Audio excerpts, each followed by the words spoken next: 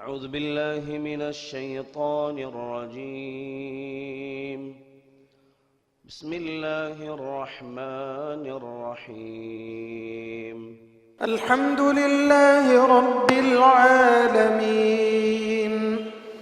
الرحمن الرحيم مالك يوم الدين إياك نعبد وإياك نستعين اهدنا الصراط المستقيم صراط الذين أنعمت عليهم غير المغضوب عليهم ولا الضالين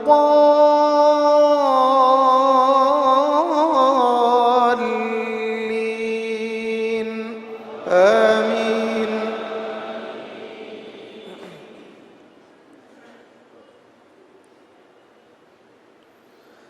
ونفخ في الصور فصعق من في السماوات ومن في الأرض إلا من شاء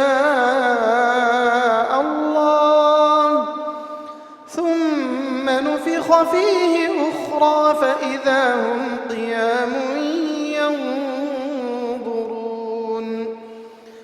وأشرقت الأرض بنور ربها ووضع الكتاب وجيء بالنبيين والشهداء وقضي بينهم بالحق وهم لا يظلمون. ووفيت كل نفس ما عملت وهو أعلم بما يفعلون. وسيق الذين كفروا إلى جهنم زمرا حتى إذا جاءوها فتحت أبوابها وقال لهم خزنتها ألم يأتكم رسل منكم يتلون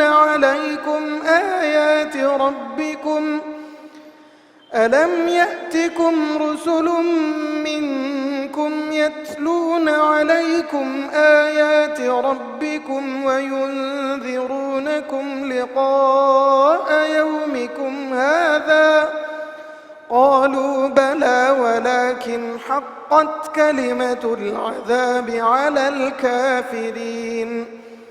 قيل ادخلوا أبواب جهنم خالدين فيها فبئس مثوى المتكبرين.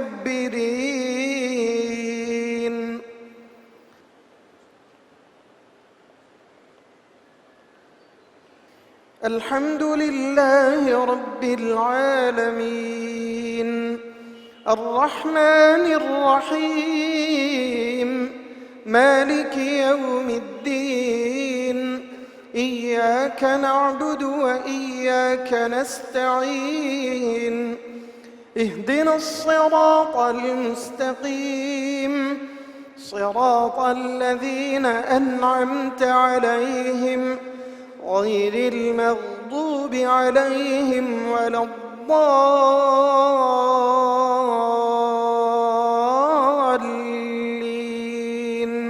آمين. وسيق الذين اتقوا ربهم إلى الجنة زمرا حتى إذا جاءوها وفتحت أبوابها وقال لهم خزنتها سلام عليكم طبتم فادخلوها خالدين. وقالوا الحمد لله الذي صدقنا وعده وأورثنا الأرض نتبوأ من الجنة حيث نشاء فنعم أجر العاملين. وترى الملائكة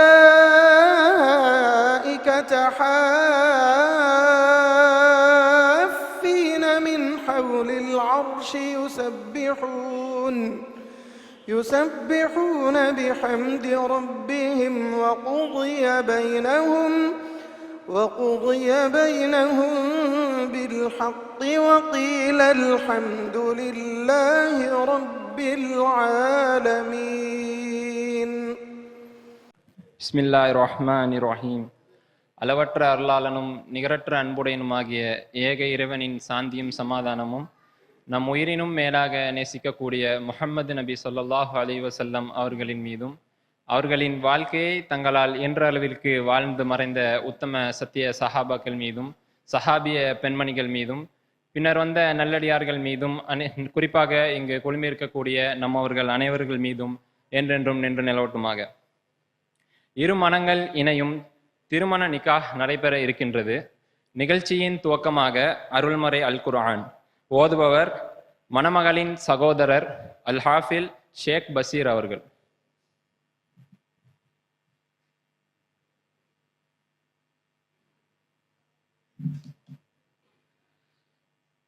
أعوذ بالله من الشيطان الرجيم. بسم الله الرحمن الرحيم. يا أيها الناس اتقوا ربكم الذي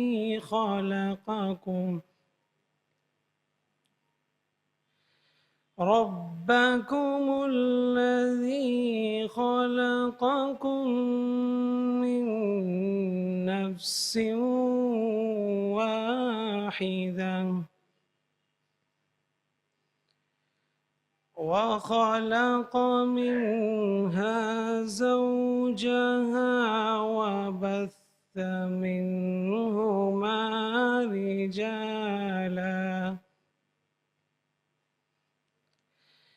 رجالا كثيرا ونساء.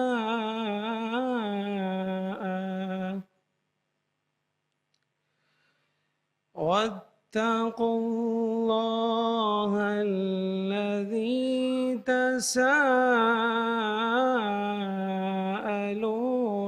به والأرحام إن الله كان عليكم رقيبا. وآتوا اليتامى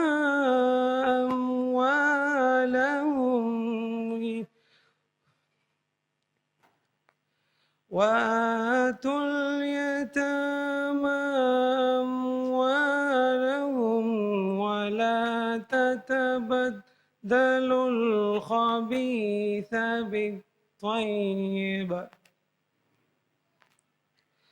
ولا تأكلوا أموالهم إلى أموالكم إن الله كان عليكم رقيبا. صدق الله العظيم.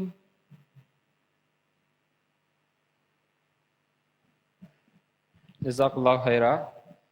அந்நிகாஹு மின் சுன்னதி, திருமணம் எனது வழிமுறை என்ற நபிகளாரின் பொன்மொழியை ஏற்று நிகழவிருக்கும் இந்நிக்காஹிற்கு வருகை புரிந்திருந்த சுற்றத்தார்கள், உற்றார் உறவினர்கள், நண்பர்கள், அன்பர்கள், வெளியூர் மற்றும் வெளிநாடுகளில் இருந்து வருகை புரிந்துள்ள அனைவர்களையும் இரு வீட்டார் சார்பாக அகமகிழ்வுடன் வரவேற்கின்றோம். அஹ்லல் வசஹ்லா. நிகழ்வை தொடர்ந்து நிக்காஹ் குத்பா உரை நிகழ்த்துவதற்காக அல் ஜாமியுல் அஸ்ஹர் ஜும்மா மஸ்ஜிதின் ஹத்தீபும் ஆயிஷா சித்திகா மஹலீர் இஸ்லாமிய கல்லூரியின் முதல்வருமான ஷேக் அப்துல் மஜீத் மஹலரி அவர்களை அழைக்கின்றேன்.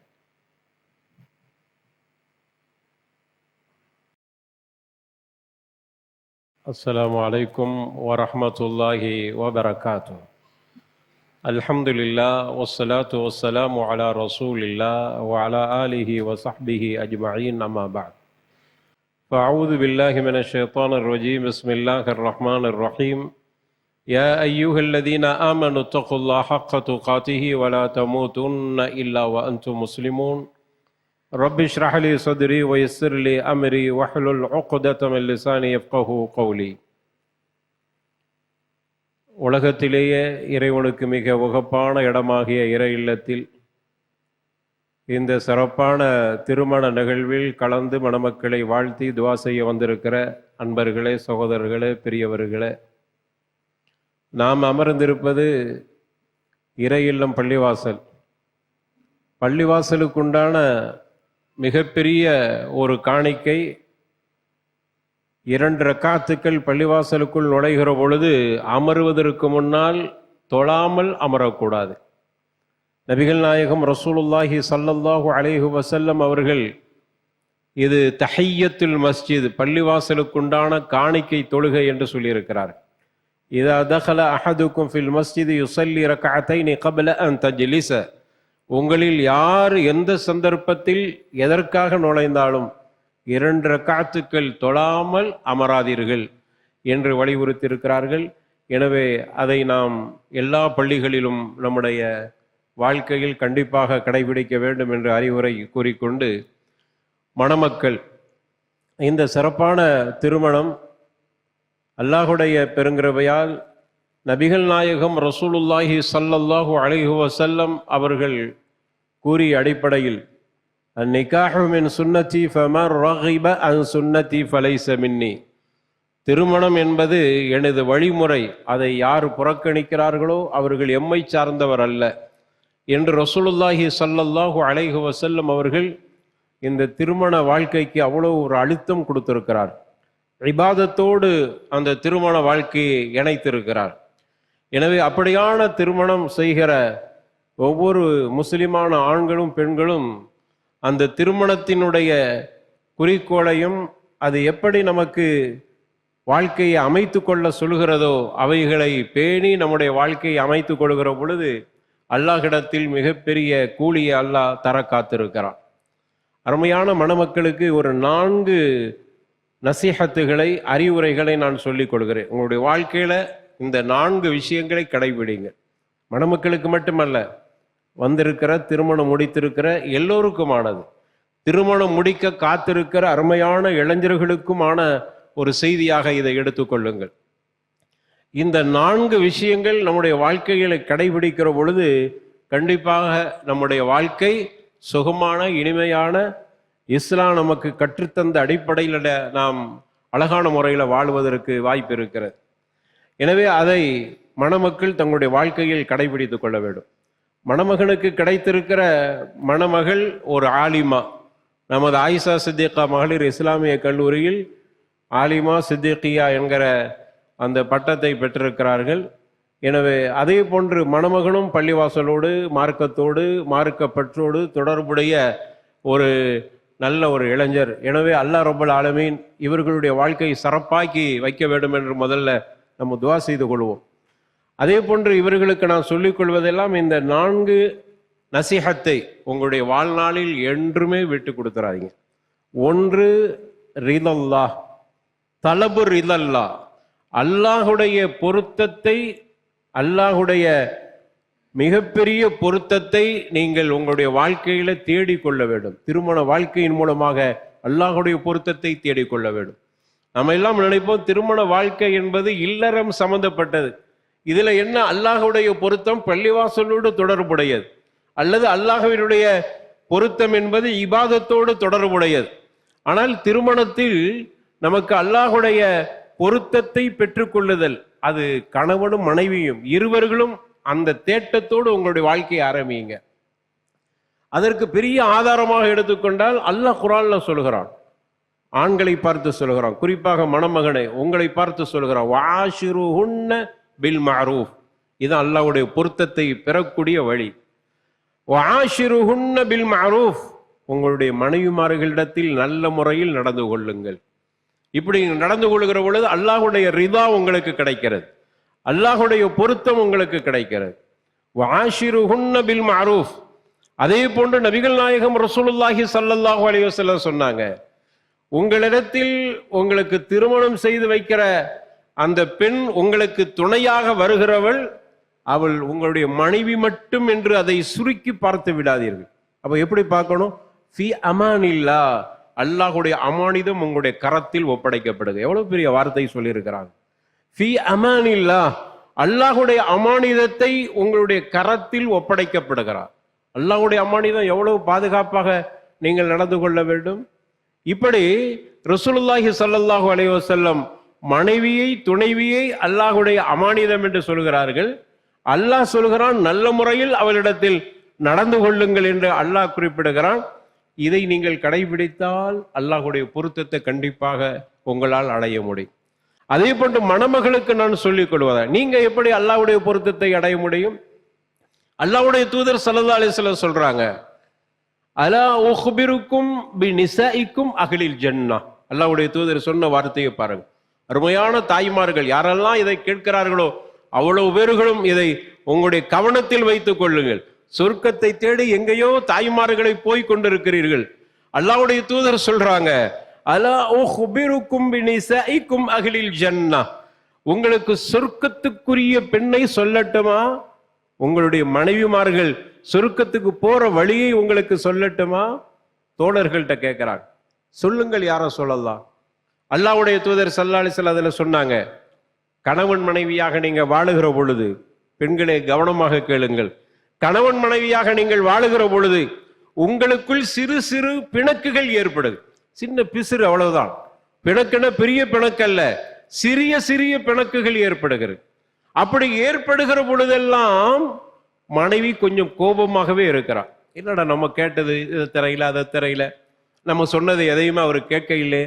பல நேரங்கள்ல மனைவி சொல்றது எல்லாத்தையும் நம்ம கேட்க முடியாது, கேட்கவும் கூடாது சில நேரங்கள்ல. அதனால அவளை அடிமைப்படுத்துறதுன்னு அர்த்தம் அல்ல. நமக்கு தெரியும், நமக்குன்னு ஒரு சில விஷயங்கள் இருக்கும், அதை கவனத்தில் வைத்து நாம் முடிவெடுப்போம். அப்படி இருக்கிற பொழுது அவளுக்கு ஒரு கோபம் வரத்தான் செய்யும். அவள் பக்கம் நியாயமான அந்த கோபம் ஏற்படுகிற பொழுது ரசூலுல்லாஹ் அழகா சொல்றாங்க, அவள் கோபத்தில் தன்னுடைய கணவனை விட்டு பிரிந்து விடுகிறாள்.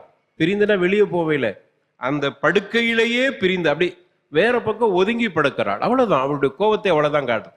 இங்கேருந்து கோவிச்சுட்டு, நம்ம ஊர் இப்படி சொல்ல முடியாது, கோவிச்சுட்டு மாப்பிள்ளை உமா வீட்டுக்கு போனா அப்படிங்கிறது சொல்ல முடியாதுல்ல. அப்ப அவ கோவிச்சுட்டு வேற ரூம்ல போய் படுக்க அப்படின்னு இல்லை, அல்லது மாப்பிள்ளை நீங்க வராதிங்க, இனிமே உங்க உமா வீட்டுல படுத்துக்கிறங்க அப்படின்லாம் அவன் சொல்லல. அந்த படுக்கையிலே கொஞ்சம் ஒதுங்கி கொண்டாள், அவ்வளவுதான்.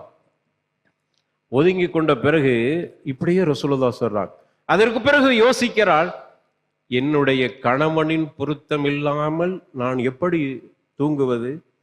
இந்த இரவு எப்படி நான் கணவனை வருத்தத்தில் விட்டு விட்டு எப்படி தூங்குவது என்கிற முடிவை எடுக்கிறார். கொஞ்ச நேரம் அவளுக்கு கோபம் இருந்தது, அப்படியே படுக்கையில் ஒதுங்கி படுத்திருந்தால் அதற்கு பிறகு மனமாற்றம் ஏற்பட்டு அல்லாஹ் பயப்படுறா. அதான் ரிதல்லா, அதான் தலபு ரிதர் ரப்பு, அல்லாஹுடைய பொருத்தத்தை தேடுதல். உடனே தன்னை மாற்றிக் கொள்கிறார். தன்னுடைய கணவனின் கையை இறுக பிடித்துக் கொண்டு சொல்கிறார், உங்களுடைய பொருத்தம் இல்லாமல் நான் இன்று தூங்க மாட்டேன் என்று சொல்லி அவர்களுக்குள் இனிமையாக இருந்து கொண்டார்களே, அப்படிப்பட்ட பெண்கள் நாள மறுமையில சொர்க்கத்தில் இருப்பார். சுப்ஹானல்லாஹ், எவ்வளவு பெரிய வார்த்தையை சொல்றாங்க. சொர்க்கத்தில் இருப்பாங்கிறது நைட்டெல்லாம் இபாதத்து செஞ்சா கிடைக்கிற அந்த பாக்கியத்தை சொல்றாங்க. தஹஜ்ஜுத் தொழுகை தான் அப்படி சொன்னாங்க. உங்கள எல்லாரும் தூங்கிட்டு இருக்கும், நீங்க தஹஜ்ஜுத் தொழுதா சொர்க்கத்துல பெரிய மாளிகைன்னு சொன்ன ரசூலுல்லாஹ் இந்த இடத்தில் சொல்கிறார்கள், கணவனின் பொருத்தத்தை பெறுவதற்காக இரண்டாக இணைந்து இன்பத்தில் ஈடுபட்டார். அவங்க சுகம், அவங்களுடைய மன ராகத்துக்காக வேண்டி சுகமா இருக்கிறாங்க. அதை அல்லாஹ் ஏற்றுக்கொள்கிறான். அல்லாஹ் அவர்களை பொருந்தி கொண்டான். இந்த பெண்ணும் இந்த கணவனால சுருக்கத்தில் ஒன்றாக இருப்பார்கள். சுப்ஹானல்லாஹ், இதான் அல்லாஹ்வின் பொருத்தத்தை அடையுது. இது இருவர்களும் கடைபிடிக்க வேண்டும். உங்களுடைய வாழ்க்கையில கடைபிடிச்சா நம்ம சுகமா இருக்கலாம், நிம்மதியாக இருக்கலாம். இதான் வாழ்க்கை, இதுதான் யதார்த்தம், இதுதான் இஸ்லாம் நமக்கு கற்றுத் தருகிறது. இதுதான் நமக்கு நீடூடி காலம் நம்மிடத்தில் இருக்கிற செல்வம், வேறு எதுவும் இல்லை. பொருளாதாரம் அப்படிங்கிறதெல்லாம் நம்ம பார்க்க முடியாது. அதெல்லாம் மனைவியிட முஹப்பத் இல்லைன்னா அந்த பொருளுக்கு எந்த வேலையும் இல்லை, அந்த பொருளுக்கு எந்த இன்பமும் இல்லை. அந்த பொருளை வைத்து ஒன்றும் செய்யவும் முடியாது. எனவே இந்த பொருத்தம் நமக்கு வேண்டும், அல்லாஹ்வுடைய பொருத்தம். அதனாலதான் ரசூலுல்லாஹ் சொன்னாங்க, ரிதர் ரப்பு ரிதர் ஜௌஜு சுஹ்து ரப்பு சுஹ்து ஜௌஜுன்னு சொன்னாங்க. அல்லாஹ்வின் பொருத்தம் கணவனின் பொருத்தம், அல்லாஹ்வின் வருத்தம் கணவனின் வருத்தம். அல்லாஹ்வை நீ பொருந்தி கொள்ள வேண்டுமானால் கணவனின் பொருத்தத்தை நீ அடைந்து கொள். இது மணமகளுக்கு நான் சொல்லிக் கொள்ளக்கூடிய நசிஹத். இது ஒன்று. இரண்டாவதாக தாஅத்துல்லாஹ், அல்லாஹ்வுக்கு கட்டுப்படுதல். முதல்ல நான் அல்லாஹ்வுக்கு கட்டுப்படுகிற அடியானாக நான் என்னை மாற்றிக்கொள்ள வேண்டும். குடும்ப வாழ்க்கைன்னு வருகிற பொழுது, திருமண வாழ்க்கைன்னு வருகிற பொழுது பொறுப்புகள் கூடிவிடும், நமக்கு நிறைய பணிகள் கூடிவிடும், நிறைய சிந்தனைகள்ல பெரிய அளவில் வேறு வருங்காலங்களை பற்றியான சிந்தனைகள் நமக்கு வந்துவிடும். அதனால் அல்லாஹுவை வணங்குவதிலிருந்து கொஞ்சம் கூட பின்தங்கிவிடக்கூடாது. தாஅத்துல்லாஹ், அல்லாஹ் சொல்லுகிற அடிப்படையில் உங்களுடைய வாழ்க்கையை அமைத்துக் கொள்ளுதல், அல்லாஹ்வுக்கு கட்டுப்படுதல். அல்லாஹ் சொல்லுகிற மாதிரி உங்க வாழ்க்கையை அமைக்கிற பொழுது அல்லாஹ் உதவி செய்கிறான். அல்லாஹ்வுக்காக வேண்டி வாழுதல், அல்லாஹ்வுக்காக வேண்டி என்னுடைய எல்லா காரியங்களை நான் செய்து கொள்ளுதல், அமைத்துக் கொள்ளுதல் என்கிற முடிவோடு அல்லாஹ்வுக்கு கட்டுப்பட்டு நடக்கிறது என்கிற முடிவை எடுக்கிறது. மனைவிக்கு கொஞ்சம் கூடுதலாக அல்லாஹ்வுடைய தூதர் அல்லாஹ் குர்ஆன்ல சொல்றான், ஒரு மணமகன் தன்னுடைய கணவன் யார் என்பதை அல்லாஹ் சொல்லி காட்டுகிறான். கவ்வாம் என்று அல்லாஹ் சொல்கிறான். அர்ரிஜால் கவ்வாமூன அல நிசா, பெண்களே உங்களுடைய நிர்வாகிகள் உங்களுடைய கணவன் என்று சொல்லக்கூடியவர், அவர் உங்களை நிர்வகிக்கக்கூடிய ஆற்றல் பெற்றவர். இத அந்த மனைவி புரிந்து கொள்ள வேண்டும். அப்பதான் அல்லாஹ்வுக்கு அவள் கட்டுப்பட்டவளாக ஆகவாள். அதே போன்று இவருக்கும் சில கடமைகள் இருக்கிறது. மனைவிக்கு கொடுக்க வேண்டிய உரிமைகளையும் கடமைகளையும் நீங்க கொடுத்துடணும். இது அல்லாஹ்வுக்கு நீங்கள் கட்டுப்படுதல். அல்லாஹ்வுக்கு கட்டுப்படுதல் இபாதத்தோடு முடித்துக் கொள்வதல்ல. அதாவது மனைவியாக இருக்கிறவள் கணவனுக்கு கட்டுப்படுதல் என்று வருகிற பொழுது அவருடைய விஷயங்கள், அவர்தான் எனக்கு நிர்வாகி, அவர்தான் என்னுடைய எல்லா விஷயங்களிலும் பொறுப்பாளியாக இருக்கிறார் என்கிற முடிவுக்கு வர வேண்டும். எதுவும் அவர்கிட்ட கேட்காமல் எதுவும் செய்ய மாட்டேன். அதே போன்று மணமகனுக்கு என்ன பொறுப்பு இருக்கிறது? அல்லாஹ்வுக்கு கட்டுப்படுதல் என்பது, அதன் மூலமாக மனைவிக்கு கொடுக்க வேண்டிய உரிமைகளை சரியாக கொடுத்து விடுங்கள். இதை நீங்க செய்கிற பொழுது அல்லாஹ்வுக்கு கட்டுப்பட்டுட்டீங்க. கூடுதலாக மனைவிக்கு இன்னொரு பொறுப்பு, அல்லாஹ்வுக்கு கட்டுப்படுதல், ரசூலுக்கு கட்டுப்படுதல், கணவனுக்கு கட்டுப்படுதல். அப்பதான் உங்களுக்கு சொர்க்கத்தின் 8 வாசலில் எந்த வாசலின் வழியாகவும் நீங்க சொர்க்கம் செல்லலாம் என்கிற ஹதீஸ், ஒரு நீண்ட ஹதீஸ் அதுல பதிவு செய்யப்படுகிறது. எனவே அந்த வாய்ப்பு கிடைக்கிறது. இது இரண்டாவது அம்சம். மூணாவதாக மணமகனும் மணமகளும் கடைபிடிக்க வேண்டிய முக்கியமான அம்சம், பின்னால் உள்ள 2 விஷயம்தான் சமூகத்துல பிரச்சனை வரக்கூடிய விஷயங்கள். கித்மானுல் அஸ்ரார், உங்களுக்கு மத்தியில பேசப்படுகிற அல்லது உங்களுக்கு மத்தியில நடந்து கொள்ள இருக்கிற எந்த விஷயத்தையும் அதை ரகசியமாகவே வைத்துக் கொள்ளுங்கள். 2 பேருக்கும் கடமை. 2 பேரும் உங்களுக்கு மத்தியில் நடக்கிற விஷயங்களை ரகசியமாக வைத்துக் கொள்ளுங்கள். உங்களை பெற்றெடுத்து தாய்கிட்ட கூட சொல்லக்கூடாது. அஸ்ரார், கித்மானுல் அஸ்ரார், இது ஒரு சிறு ரகசியம். உங்களுடைய மனைவி உங்களிடத்தில் கொஞ்சம் உரிமை எடுத்தே சில விஷயங்கள் பேசி இருப்பாங்க, அதை நீங்கள் புரிந்திருப்பீங்க. நேரடியா பேசும்போது நான் அதை எப்படி அவள் பேசினாள் என்பதை நான் அதை அணுகிக் கொள்ற முறையில் நான் புரிந்து கொள்வேன். ஆனா அதை நான் என்னுடைய தாயிடத்தில் போய் சொல்லுகிற பொழுது நான் சொல்லுகிற விதத்திலும் அவர்கள் புரிகிற விஷயத்திலும் அங்கு பெரிய பிரச்சனைகள் உருவாகிவிடும். அதனாலதான் நாம் கணவன் மனைவிக்கு மத்தியில உரையாடுகிற எந்த அம்சத்தையும் சரி அதை வெளிப்படுத்தி விடக்கூடாது. ரகசியம் பேணக்கூடியவர்களாக நீங்கள் இருவரும் கண்டிப்பாக கடைசி வரைக்கும் இருங்க. உங்களுக்குள் பேசிக்கொள்ளுங்கள். அவளுக்கு சில உரிமைகள் இருக்கிறது, உங்கள் விஷயத்தில் கோபப்படுற உரிமை இருக்கிறது, உங்கள்கிட்ட உரிமை எடுத்து சில விஷயங்களை கேட்பதற்கு உரிமை இருக்கிறது. கொடுக்கிறது கொடுக்காமல் இருப்பது வேறு விஷயம். ஆனால் அவளுக்கு உரிமை இருக்கிறது. அவள் உங்களிடத்துல கேட்பதற்கு அவள் தயாராக இருக்கிறாள், அதை கேட்கிறாள். நீங்க அம்மாட்ட போய் கேட்போம், வாப்பாட்ட போய் கேட்போம், இது உங்களுக்கு மட்டும் சொல்லல, எல்லோருக்குமான செய்தியாக எடுத்துக்கொள்ளுங்க. அப்படிங்கிற பொழுது அவர்கள் புரிகிறதுல வித்தியாசமாக புரிந்து கொள்வார். அதனால் பிணக்கு ஏற்பட வாய்ப்பு இருக்கிறது. அதனாலதான் உலமாக்கள் நமக்கு சொல்றாங்க, ஒரு மணமகன் தன்னுடைய ரகசியங்களை ஒரு மணமகள் தங்களுக்கு மத்தியில் உரையாடுகிற அல்லது நடந்து கொண்ட செயல்பாடுகளை அவர் ரகசியமாக வைத்துக் கொள்வது மிகவும் முக்கியமான அம்சம். அதன் மூலமாக உங்களுடைய உறவு பலப்பட வாய்ப்பு இருக்கிறது. உங்களுக்குள்ளேயே பேசி தீர்த்துக் கொள்ளுங்கள். அவள் பேசியது உங்களுக்கு பிடிக்காமல் கூட இருக்கலாம், அதை ஏற்றுக்கொள்ளுங்கள். அதற்கு பிறகு அவளுக்கு புரிய வையுங்கள், அவளுக்கு தருமையா கொடுங்கள். உங்கள் மீது கடமை அது, ஒவ்வொரு ஆணு மீது கடமை. நிர்வாகினா என்ன, சும்மா உங்களை நிர்வாகி என்று இஸ்லாம் சொல்லல, கவ்வாம் என்று சொல்லுகிறது இஸ்லாம். கவ்வாம் என்றால் ஒரு வளைந்து போயிருக்கிறா அல்லது ஒரு ஒடிந்து போய் இருக்கிறதை நேர்படுத்தக்கூடியவர் தான் கவ்வாம். கியாம் என்று சொல்றோம்ல, கியாம் அதுல உள்ளதான் கவ்வாம். சாதாரணமான விஷயம் அல்ல. அந்த பொறுப்பை அல்லாஹ் உங்களுக்கு தந்திருக்கிறார். அப்ப அவள் கேட்கிற, அவள் பேசுகிற எதையும் நீங்கள் அனுமதிக்க மாட்டேன்னு சொல்லக்கூடாது, அனுமதியுங்கள். அவள் பேசியது தவறாக இருக்குமானால் கண்டிப்பாக அவளுக்கு நீங்கள் மட்டுமே தர்பியா கொடுங்க. வேண்டுமானால் உங்களுக்கு நெருக்கமானவர்கள்ட்ட மஷவரா செஞ்சுக்கிறங்க. இந்த ரகசியத்தை சொல்லி அல்ல, இப்படியான விஷயங்களை என்ன செய்து கொள்ளலாம், அதுக்கு வேண்டுமானால் உங்களுக்கு அனுமதி இருக்கிறது. ஆனா ரகசியத்தை கண்டிப்பாக பகிர்ந்து கொள்ளக்கூடாது. இது எல்லா ஆண்களும் எல்லா பெண்களும் கடைபிடிக்க வேண்டும். அதே மாதிரி மணமகளுக்கு கொஞ்சம் அழுத்தமாக சொல்லிக் கொள்கிறேன், நீங்கள் உங்களுக்கு மத்தியில் உரையாடுகிற விஷயங்களை உங்களுடைய பெற்றோர்களிடத்தில் கண்டிப்பாக சொல்லக்கூடாது. ரகசியம் பேண வேண்டும். அப்பதான் வாழ்க்கையில இனிமையாக இருக்க முடியும், சுகமாக இருக்க முடியும். ஃபாத்திமா கூட தன்னுடைய கணவர் ரலியல்லாஹு அன்ஹா வரதாக, தன்னுடைய கணவர் அலி ரலியல்லாஹு அன்ஹு அவங்களுடைய விஷயத்தில் எங்க கணவர் எங்கன்னு கேட்கிற பொழுது எங்க இருப்பாங்க அவ்வளவுதான் சொன்னாங்க. அங்க பிரச்சனை நடந்து கோவிச்சுட்டு அவங்க மஸ்ஜித் நபவியில போய் படுத்திருக்கிறாங்க. அந்த செய்தியை தெளிவுபடுத்தவில்லை. யாருகிட்ட? ரசூலுல்லாஹ் கிட்டயே. தன்னுடைய தந்தை ரசூலுல்லாஹ், தன்னுடைய தந்தையிடத்தில் கூட ஃபாத்திமா ரலியல்லாஹு அன்ஹா தன்னுடைய கணவனுக்கு அவங்களுக்கு மத்தியில ஏற்பட்ட அந்த முரண்பாடுகளை எடுத்து சொல்லவில்லை. அப்புறம் ரசூலுல்லாவும் கூட நாகரிகமா போயிட்டாங்க, புரிஞ்சுக்கிட்டாங்க ஏதோ அவங்களுக்குள்ள நடந்திருக்கிறது. எங்க போயிட போறார் அலி பாருங்க, மஸ்ஜித் நபவியில போய் பாக்குறாங்க, அங்க இருக்கிறாங்க. புகாரியில பதிவு செய்யப்பட்ட செய்தி. அழைச்சிட்டு வந்து அவங்களை இணைத்து விட்டுட்டு போறாங்க. அதை துருவியெல்லாம் கேட்கவில்லை. அப்ப இதனால் ரகசியங்கள் பேணப்பட வேண்டும் உங்களுடைய வாழ்க்கையில். அது மிகவும் கவனிக்க வேண்டிய விஷயமாக இருக்கு. நாலாவதாக ஹுஸ்னுல் தன். இது பிரதானமான நம்மகிட்ட இந்த ரெண்டு விஷயத்துலதான் பிரச்சனை வரும். ஹுஸ்னுல் தன், நல்லெண்ணம் கொள்ளுதல், நம்பிக்கை கொள்ளுதல். மனைவி மேல எனக்கு முழு நம்பிக்கை, அதே போன்று மனைவிக்கு கணவன் மேல முழு நம்பிக்கை. நம்பிக்கை தான் வாழ்க்கை. இந்த இரண்டும் இப்ப இடைக்காலங்கள்ல அதிகமாக குடும்பங்கள்ல ரெண்டுமே இல்லை. ரகசியங்களை பேடுதலும் இல்லை, கணவன் வாழ்க்கையில நம்பிக்கையும் இல்லை.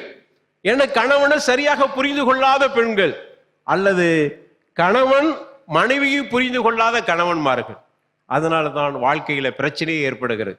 அப்ப நீங்க நல்லெண்ணம் கொள்ளுங்கள். உங்க மனைவி மேல அவன் நல்லவ, முடிஞ்சது. ஹுஸ்னுல் தன். அல்லாஹ் குர்ஆன்ல சொல்றான், இன்ன பஅதல் தன்னி இஸ்ம். சில நேரங்கள்ல தவறாக நினைக்கக்கூடிய நினைப்பு இருக்கிறது, இஸ்ம்ங்கறான், பாவம் என்று அல்லாஹ் சொல்கிறான். உங்களுக்கு தெளிவா தெரியாத வரைக்கும் இப்படி இருக்குமோ அப்படி இருக்குமோ, அவள் வந்தாரா இவர் வந்தாரா என்று இப்படி சந்தேகப்படுதல் என்பது கண்டிப்பாக கூடாது. அதுக்காக வேண்டி ஒரு விஷயங்கள் நடந்து விட்டது என்றால் அதை கண்டுக்கிறாமையும் இருக்கக்கூடாது. இதை இப்படி புரிஞ்சுக்கிற கூடாது. எப்படி நல்லெண்ணம் கொள்ள வேண்டும் என்பதிலே எது நடந்தால் நமக்கு என்ன, மனைவி நல்லவள் அப்படிங்கிறது அர்த்தம் அல்ல. ஏதாகிலும் சந்தேகப்படுகிற மாதிரி இருந்தால் அதை தீர விசாரிக்காத வரைக்கும் அது விஷயத்திலிருந்து நடவடிக்கை எடுத்து விடக்கூடாது. அப்ப இஸ்லாம் அவ்வளவு அற்புதமாக சொல்கிறது. எனவே நல்லெண்ணம், ரெண்டு பேரும் நல்லெண்ணம் கொள்ளக்கூடியவளா இரு. என் கணவர் கண்டிப்பா நல்லவராத்தான் இருப்பார், என் மனைவி கண்டிப்பா நல்லவளாகத்தான் இருப்பார். அவளுக்கு இருவர்களுக்கு மத்தியில எதுவாக இருந்தாலும் பேசி தீர்த்துக் கொள்வோம்.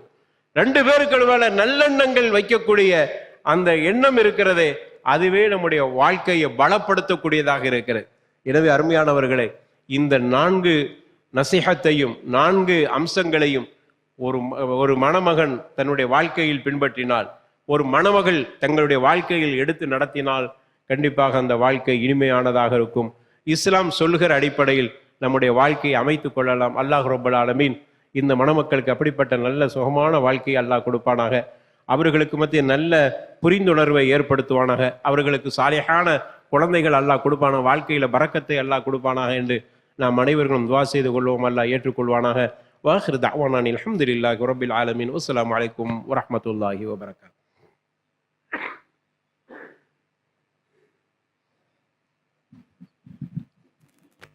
திருமணம் ஆக இருக்கும் தம்பதிகளுக்கு மட்டுமல்லாமல் இங்கு வந்து இருக்கக்கூடிய அனைவர்களுக்கும் அழகிய அறிவுரை தந்தார்கள். அல்ஹம்துலில்லாஹ், ஜஸாக்குல்லாஹு ஹைரன்.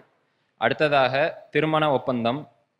கொச்சியார் தெருவை சார்ந்த மர்ஹூம் AWO சைஃபுதீன் அவர்களின் மகன் வழி பேரனும், அப்பாப்பள்ளி தெருவை சார்ந்த மர்ஹூம் HS முகமது காசிம் அவர்களின் மகள் வழி பூட்டனும், S ஹமீதுல் ஆஷிகின் அவர்களின் அன்பு புதல்வனுமாகிய HA சாஹில் BSc மணமகனுக்கும், நெய்னார் தெருவை சார்ந்த மர்ஹூம் AR ஷேக் முகம்மது அவர்களின் மகன் வழி பேத்தியும், சித்தன் தெருவை சார்ந்த மர்ஹூம் SE பஷீர் அகமது அவர்களின் மகள் வழி பேத்தியும், SM முகம்மது ஷமீம் அவர்களின் அன்பு புதல்வியுமான MS அஃப்ரிசா ரிம்கானா ஆலிமா சித்திகியா மணமகளுக்கும் தற்போது ஈஜாத் கபுல் என்னும் திருமண ஒப்பந்தம் நடைபெற உள்ளது.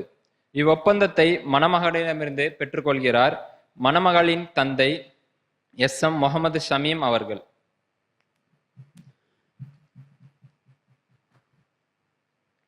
பில்லாஹி மினஷ் ஷைத்தானிர் ரஜீம். பிஸ்மில்லாஹிர் ரஹ்மானிர் ரஹீம். அஸ்ஸலாமு அலைக்கும்.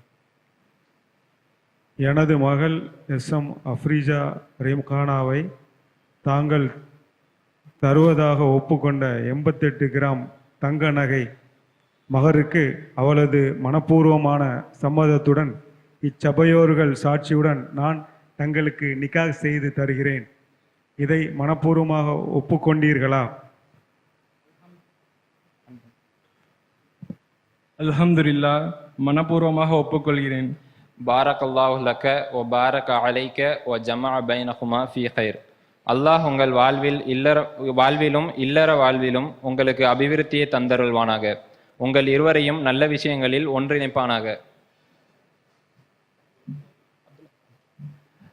தற்போது மணமகன் மணமகளின் தந்தையிடம் மகரை ஒப்படைப்பார்.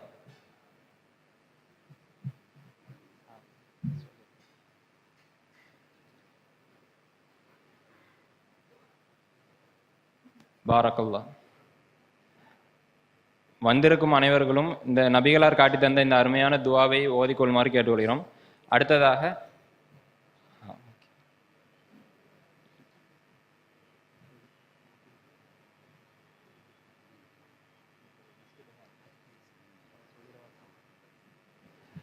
ரெட் ஸ்டார் சங்கம் சார்பாக வாழ்த்து மடல்.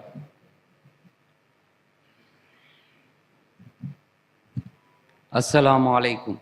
ஒருங்கிணைந்த மரிக்கார்பள்ளி அப்பாப்பள்ளி ஜமாத்தின் சார்பான ரெட் ஸ்டார் சங்கத்தின் வாழ்த்து மடல். மணமகன் MA சாஹில் BSc, மணமகள் MS அஃப்ரிஜா ஆயிஷா சித்திகியா ஆலிமா ஆயிஷா சித்திகியா. மணநாள் இன்று ஹிஜ்ரி 1446 சஃபர் பிறை 11. அருளன்பு பண்பின் அளவற்ற அல்லாஹுவின் திருநாமம் போற்றி அகிலத்தின் அருட்கொடை அன்னலம் பெருமானார் ஸல்லல்லாஹு அலைஹி வஸல்லம் அவர்களின் போதனைகளை அகத்தினுள் இருத்தி, புதுமணச் செல்வங்களே, திருமணம் வழிமுறை என்ற பேரறிவு பெட்டகம் பெருமானாரின் அருள்மொழிக்கேற்ப நல்லறமாம் இல்லறம் காண முனைந்துள்ள உம்மை வாழ்த்துவதில் பெருமகிழ்வு அடைகின்றோம். எழில்மிகு தம்பதிகளே, திருமறை நெறி நின்று திருநபி வழி சென்று நீவீர் வளமுடை வாழ்வும் நிறைவுடை செல்வமும் வரம்பின்றி பெற்று பல்லாண்டு பலவாண்டு வாழ்வாங்கு வாழ வல்லோனாம் அல்லாஹுவை உள்ளார வேண்டுகிறோம். இணையில்லா இறைவா, இவர்கள் வாழ்வில் வளங்கள் பெருகட்டும், வசந்தங்கள் சூழட்டும், உன் அருள் நிறையட்டும். ஆமீன். நபி வழியில் வாழ்த்துகின்றோம். பாரக்கல்லாஹு லக ஓ பாரக அலைக ஓ ஜமா பைனகுமா ஃபீ கைர். வாழ்த்தும் உள்ளங்கள் ரெட் ஸ்டார் சங்க உறுப்பினர்கள்.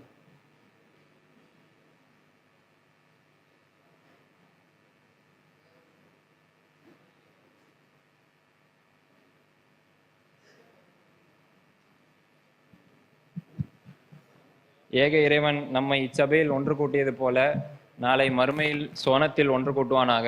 அதுவும் முஹம்மது நபி ஸல்லல்லாஹு அலைஹி வஸல்லம் அவர்களுடன் ஒன்று சேர்ப்பானாக.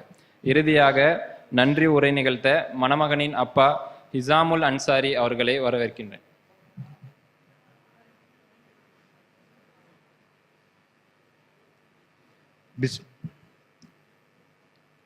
பிஸ்மில்லா, அல்ஹம்துலில்லா, வஸ்ஸலாத்து வஸ்ஸலாம் அலா ரசூலில்லா. எல்லா புகழும் புகழ்ச்சியும் ஏக இறைவன் அல்லாஹ் ஒருவனுக்கே. சாந்தியும் சமாதானமும் பெருமானார் ஸல்லல்லாஹு அலைஹி வஸல்லம் அவர்கள் மீதும் அவர்கள் உற்றார் உறவினர் மீதும் குறிப்பாக இங்கே அமர்ந்திருக்கும் அத்தனை பேர் மீதும் உண்டாவதாக. அல்லாஹ்வின் மாபெரு கிருபையாலும் மாபெரு கருணையாலும் இந்த நிக்கா வைபவம் சிறப்பாக நடந்து முடிந்தது. அல்ஹம்துலில்லாஹ், அல்லாஹ்வுக்கே எல்லா புகழும். கால நபி ஸல்லல்லாஹு அலைஹி வஸல்லம் லா யஸ்குருல்லாஹ் மல்லா யஸ்குருன் நாஸ். நபி ஸல்லல்லாஹு அலைஹி வஸல்லம் கூறினார்கள், யார் ஒருவன் மனிதர்களுக்கு நன்றி செலுத்தவில்லையோ அவன் அல்லாஹ்க்கு நன்றி செலுத்தாதவன் ஆவான்.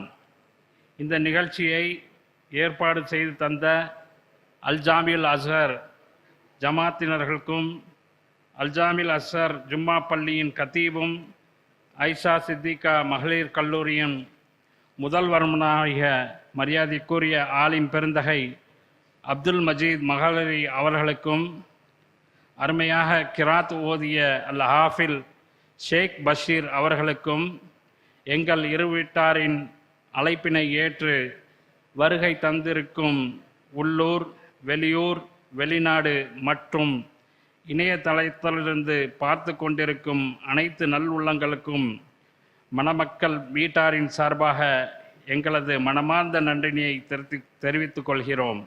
ஜஸாக்கல்லாஹ் ஹைர். மேலும் இந்த நிகழ்ச்சியை ஏற்பாடு செய்து தந்த எங்கள் குடும்ப வாலிப செல்வங்களுக்கும் குடும்பத்தார் அனைவர்களுக்கும் மற்றும் அனைத்து பணியாளர்களுக்கும் எங்களது நன்றியினை தெரிவித்துக் கொள்கிறோம். Now in English. We have our friends and family and colleagues watching online. Prophet sallallahu alaihi wasallam said, whoever is not thankful to people is not thankful to Allah, the Almighty God. We extend our sincere gratitude to each one of you, and especially to you, the colleagues of Hong Kong Souvenir and China Seoul Group of Companies. Your presence online is greatly appreciated. Thank you.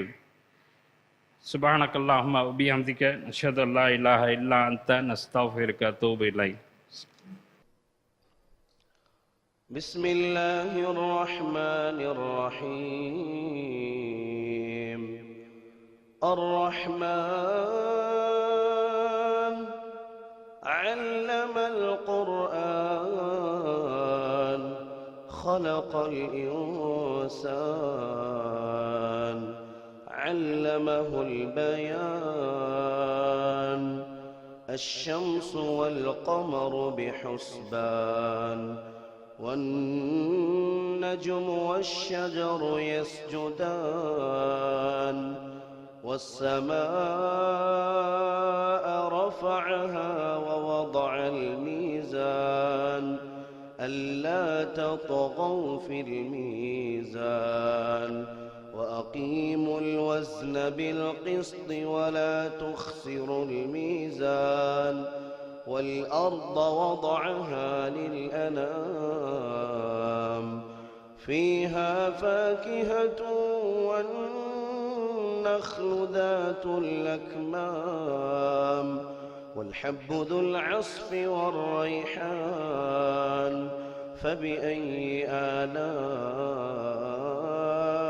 ربكما تكذبان خلق الإنسان من صلصال كالفخار وخلق الجان من مارج من نار فبأي آلاء ربكما تكذبان رب المشرقين ورب المغربين فبأي آلاء ربكما تكذبان مرج البحرين يلتقيان بينهما برزخ لا يبغيان فبأي آلاء ربكما تكذبان يخرج منهما اللؤلؤ والمرجان فبأي آلاء ربكما تكذبان وله الجوار المنشآت في البحر كالأعلام فبأي آلاء ربكما تكذبان كل من عليها فان كل من عليها فان ويبقى وجه ربك ذو الجلال والإكرام كل من عليها فان ويبقى وجه ربك ذو الجلال والإكرام فبأي آلاء ربكما تكذبان يسأله من في السماوات والأرض كل يوم هو في شأن فبأي آلاء ربكما تكذبان سنفرغ لكم أيها الثقلان فبأي آلاء ربكما تكذبان يا معشر الجن والإنس إن استطعتم أن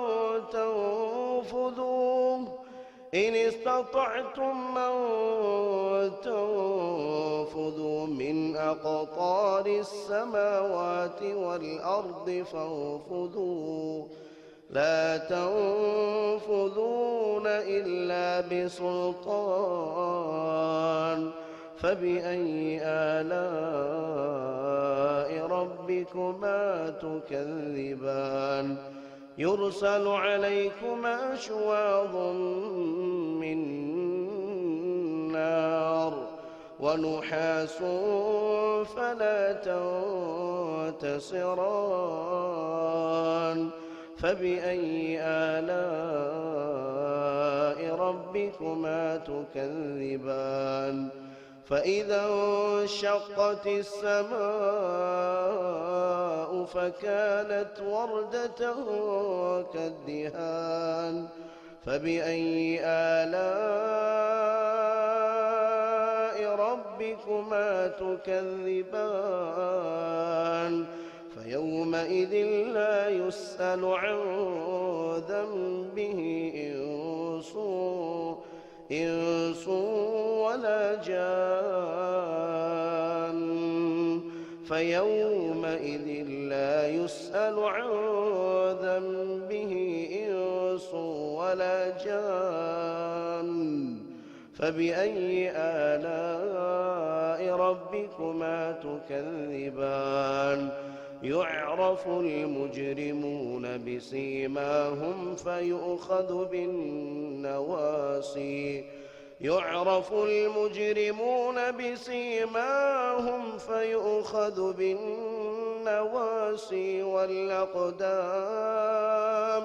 فبأي آلاء ربكما تكذبان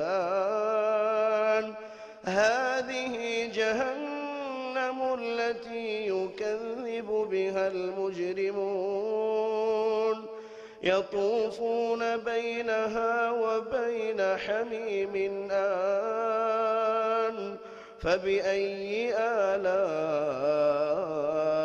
ربكما تكذبان ولمن خاف مقام ربه جنتان فبأي آلاء ربكما تكذبان ذواتا أفنان فبأي آلاء ربكما تكذبان فيهما عينان تجريان فبأي آلاء ربكما تكذبان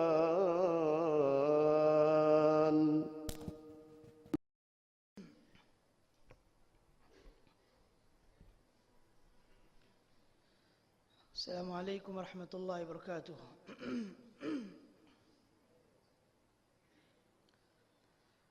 أعوذ بالله من الشيطان الرجيم. بسم الله الرحمن الرحيم. أقم الصلاة لدلوك الشمس إلى غسق الليل وقرآن الفجر إن قرآن الفجر كان مشهودا ومن الليل فتهجد به نافلة لك عسى أن يبعثك ربك مقاما محمودا وقل رب أدخلني مدخل صدق وأخرجني مخرج صدق واجعلني من لدنك سلطانا نصيرا وقل جاء الحق وزهق الباطل إن الباطل كان زهوقا وننزل من القرآن ما هو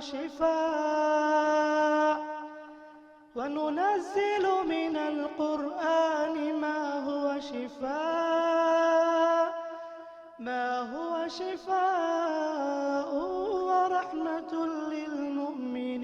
للمؤمنين ولا يزيد الظالمين إلا خسارا وإذا أنعمنا على الإنسان أعرض ونأى بجانبه وإذا مسه الشر كان يئوسا قل كل يعمل على شاكلته فربكم أعلم بمن هو أهدى سبيلا.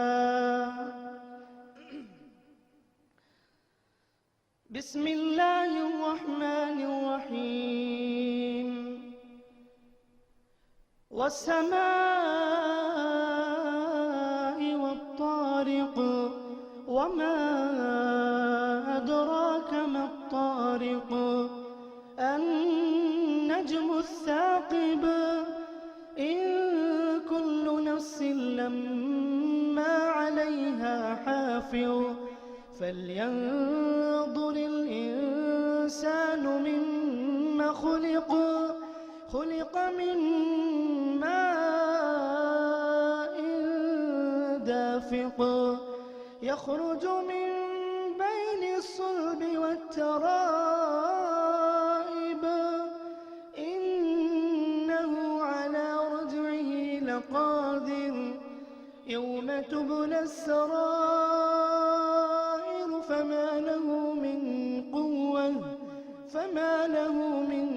قوة ولا ناصر والسماء ذات الرجع والأرض ذات الصدع إنه لقول فصل وما هو بالهزل إنهم يكيدون كيدا وأكيد كيدا فمهل الكافرين أمهلهم رويدا.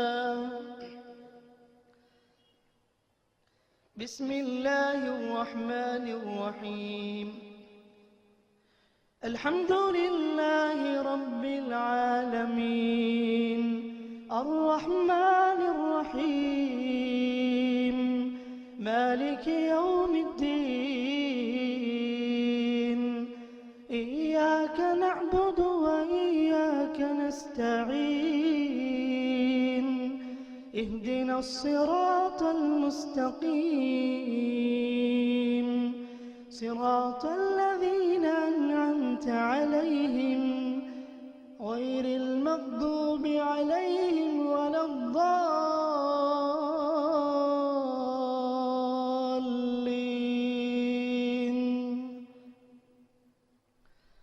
والضحى والليل إذا سجى ما ودعك ربك وما قلى وللآخرة خير لك من الأولى ولسوف يعطيك ربك فترضى ألم يجدك يتيما فآوى ووجدك ضالا فهدى ووجدك عائلا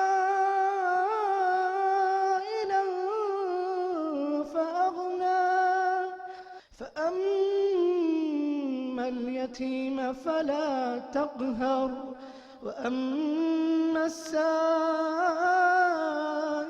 فلا تنهر وأما بنعمة ربك فحدث.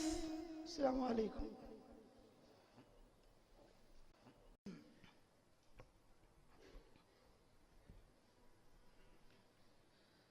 السلام عليكم ورحمة الله وبركاته.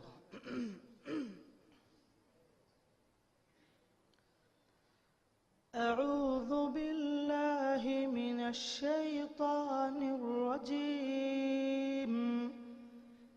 بسم الله الرحمن الرحيم.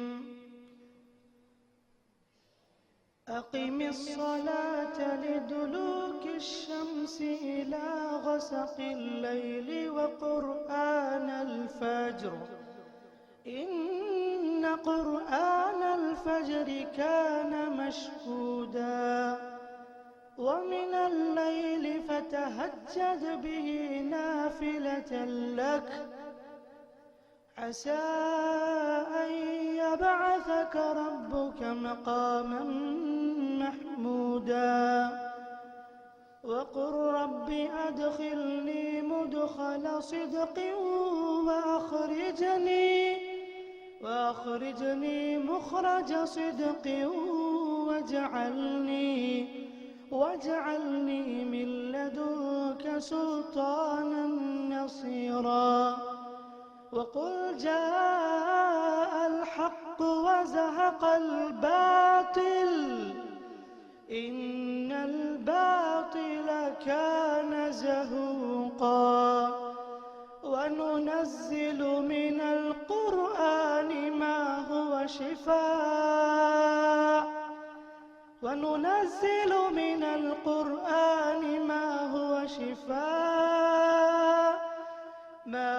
شفاء ورحمة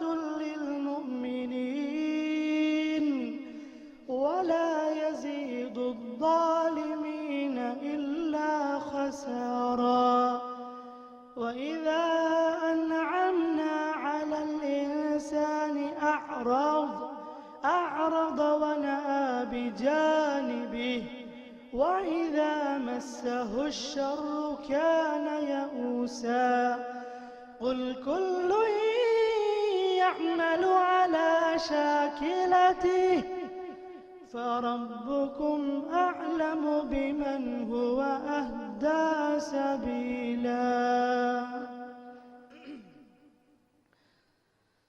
بسم الله الرحمن الرحيم. والسماء والطارق وما أدراك ما الطارق النجم الثاقب إن كل نفس لما عليها حافظ فلينظر الإنسان مما خلق من ماء دافق يخرج من بين الصلب والترائب إنه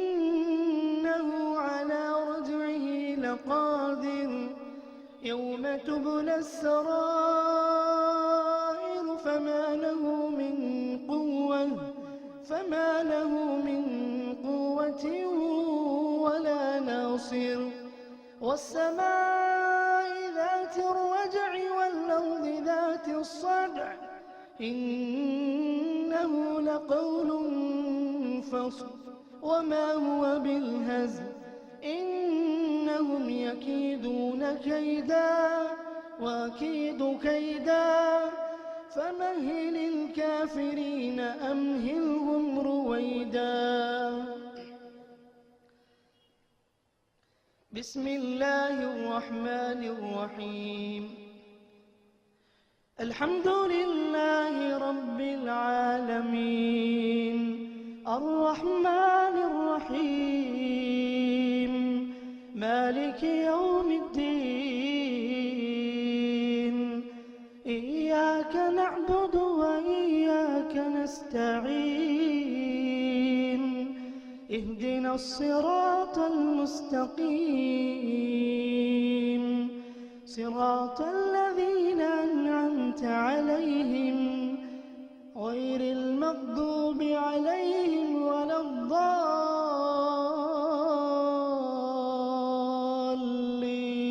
الضالين.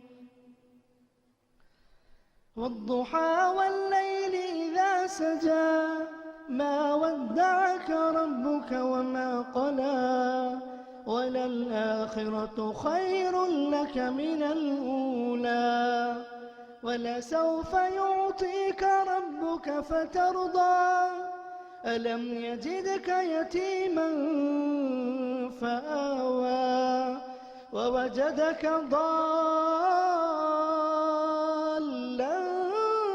فهدى ووجدك عائلا فأغنى فأما اليتيم فلا تقهر وأما السائل فلا تنهر وأما بنعمة ربك فحدث. السلام عليكم. السلام عليكم ورحمة الله وبركاته. أعوذ بالله من الشيطان الرجيم بسم الله الرحمن الرحيم الحمد لله رب العالمين الرحمن الرحيم مالك يوم الدين إياك نعبد وإياك نستعين اهدنا الصراط المستقيم صراط الذين أنعمت عليهم غير المغضوب عليهم ولا